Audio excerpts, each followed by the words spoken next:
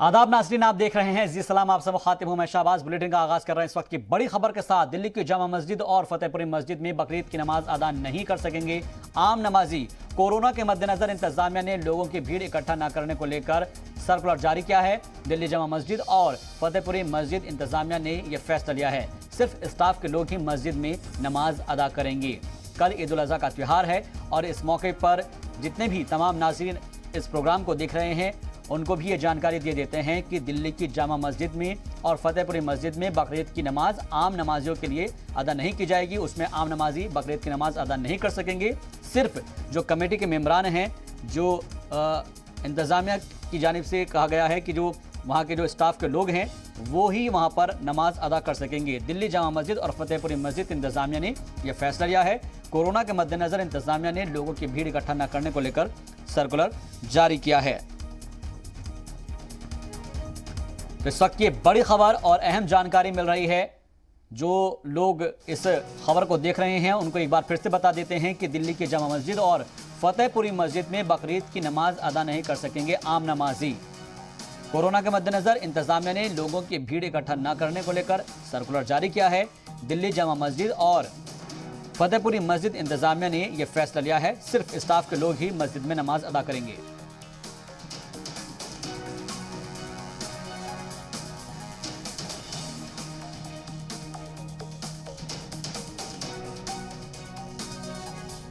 तो इस खबर पर ज्यादा जानकारी के साथ मीडिया रिपोर्टर शुएब रजा हमारे साथ बराह रास्त जुड़ रहे हैं। सीधे उनका रुख करते हैं। शुएब, क्या जानकारी मिल रही है? कल को ईद उल अज़हा का त्यौहार है, उसके मद्देनजर क्या सर्कुलर जारी किया गया है इंतजामिया की जानिब से?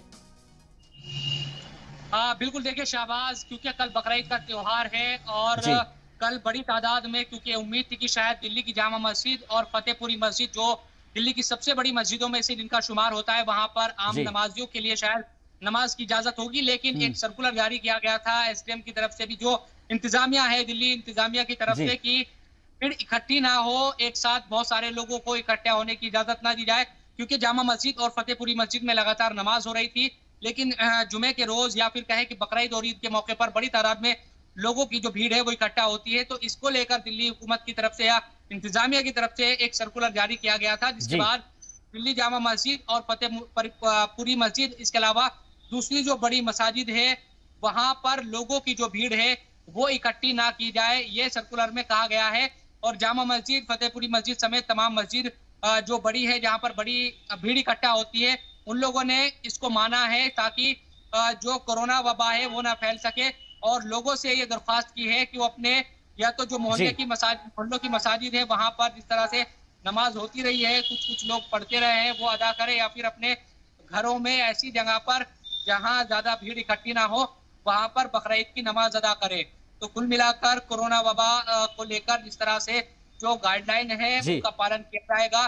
क्योंकि आज ही हमने देखा है कि केरल में हुकूमत को फटकार लगाई है। सुप्रीम कोर्ट ने वहां पर इजाजत दी गई थी बकरीद के मद्देनजर, लेकिन उसको गलत बताया है और फटकार लगाई है देश की सबसे बड़ी अदालत ने। तो ऐसे में बिल्कुल, क्योंकि शुएब, कोरोना वायरस लगातार अभी भी मुंह बाए खड़ा है और तीसरी लहर का अंदेशा जाहिर किया जा रहा है, इसलिए एहतियात रखना जरूरी है। सीधे तौर पर सुप्रीम कोर्ट की जानिब से कहा गया है कि आप कांवड़ यात्रा का एग्जाम्पल लीजिए और इसी को सेट करते हुए वही तमाम कवानीन इसके ऊपर नाफिज होंगे। लेकिन मैं आपसे समझना चाहूंगा कि जो मस्जिदें हैं, जो छोटी मस्जिदें हैं, उनमें कितने नमाजी नमाज अदा कर सकते हैं? क्या इस बारे में भी कोई गाइडलाइंस, कोई सर्कुलर जारी किया गया है? देखिए, वैसे तो सरकार की तरफ से यह जो कोविड गाइडलाइन है उसके मुताबिक तो 5 लोगों को इजाजत है कि 5 लोग वो भी दूरी बनाकर वो नमाज अदा करें। तो कोशिश यही होगी मसाजिदों में भी कि 5-5 लोग जो है वो नमाज अदा करेंगे, ये कोशिश की जा रही है। और इसीलिए इन्हीं तमाम चीजों के मद्देनजर हमने पिछले साल भी देखा था, क्योंकि पिछले साल भी कोरोना वबा है वो फैली हुई थी और तमाम जो लोग हैं वो इससे एक तरीके से बहुत ज्यादा घबराए हुए थे। इन्हीं तमाम चीजों के मद्देनजर पिछले साल भी ये कोशिश की गई थी हुकूमत की तरफ से कि लोगों को इकट्ठा ना होने दिया जाए। उत्तर प्रदेश में भी इसी तरह की जो गाइडलाइन है वो जारी की गई है। दिल्ली में भी अब ये कोशिश की जा रही है कि लोग बहुत ज्यादा एक साथ इकट्ठे ना हो त्योहार के मौके पर। तो 5 लोगों को इजाजत है हुकूमती सतह पर या इंतजामिया की तरफ से, 5-5 लोग मस्जिद में नमाज अदा कर सकते हैं। तो जो लोग ये सोच रहे थे कि वो शायद बकरीद के दिन दिल्ली के जो लोग हैं आसपास के जामा मस्जिद या फतेहपुरी मस्जिद जैसे जो बड़ी मसाजिद है जी। वहां पर जाकर नमाज अदा करेंगे, तो वो ऐसा नहीं कर पाएंगे।